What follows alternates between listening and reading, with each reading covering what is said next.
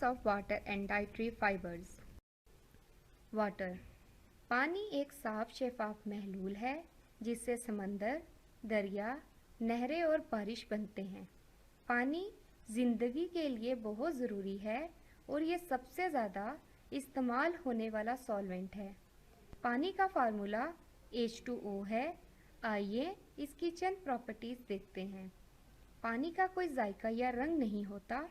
पानी की density 1000 kilometre पर क्यूबिक मीटर है।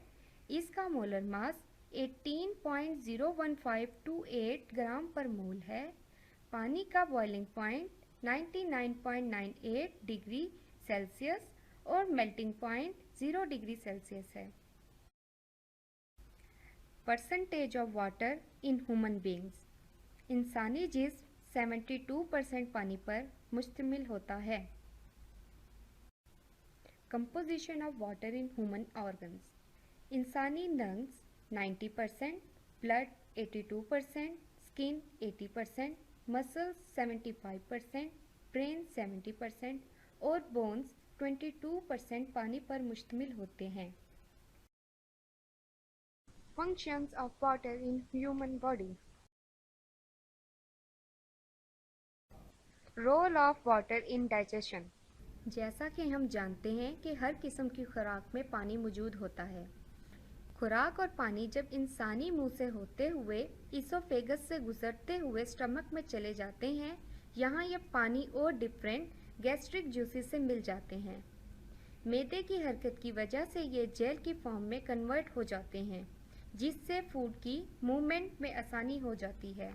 जेल की फॉर्म में होने की वजह से जब यह खुराक स्मॉल इंटेस्टाइन में चली जाती है, यहाँ खुराक में मौजूद प्रोटीन, स्टार्च और विटामिन को ऑब्जर्व होने में मदद मिलती है। जब यह खुराक लार्ज इंटेस्टाइन में जाती है तो वहाँ पर खुराक में मौजूद पानी भी ऑब्जर्व हो जाता है और सिर्फ वेस्ट ही एक्सक्रीट होता है। इवेपोरेशन। जैसा कि हम जानते हैं कि सूरज की किरणें जिंदगी की इलामत समझी जाती हैं।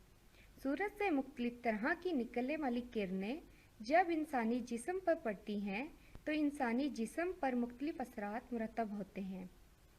जब इवेपोरेशन होती है तो इंसानी जिस्म का दर्जा हरारत कम हो जाता है।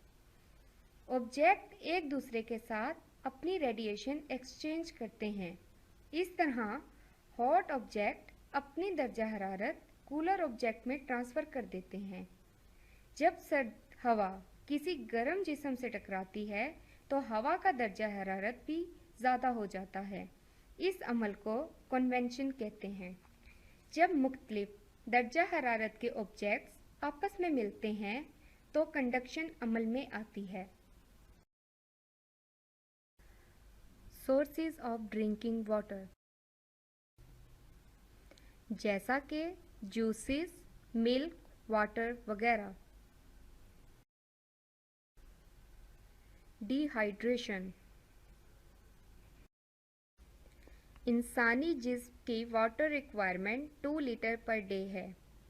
अगर ये रिक्वायरमेंट पूरी ना हो तो डिहाइड्रेशन हो सकती है। Dietary fibres. डाइटरी फाइबर्स की common examples wheat, prawns, cereals, skin of many fruits and vegetables, barley, beans, oats वगैरह हैं। डाइटरी फाइबर्स दो तरह के होते हैं। सॉल्युबल डाइटरी फाइबर्स ऐसे डाइटरी फाइबर्स होते हैं जो पानी में हल होकर जेल में कन्वर्ट हो जाते हैं और फैट की अब्जॉर्प्शन के अमल को स्लो करते हैं और फुलनेस का एहसास दिलाते हैं। इनसॉल्युबल डाइटरी फाइबर्स ऐसे डाइटरी फाइबर्स होते हैं जो आसानी से लिक्विड में हल नहीं होते और ये इंटेस्टाइन और स्टमक की वर्किंग को तेज़ करने में मददगार होते हैं।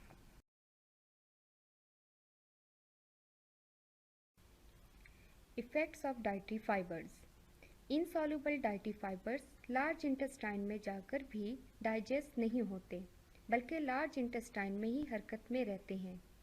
अगर इन डाइटरी फाइबर्स की लार्ज इंटेस्टाइन में ब्लॉकेज हो जाए तो कार्सिनोजेंस यानी कैंसर कॉजिंग एजेंट की मूवमेंट की स्पीड को बढ़ाने में मददगार साबित होते हैं।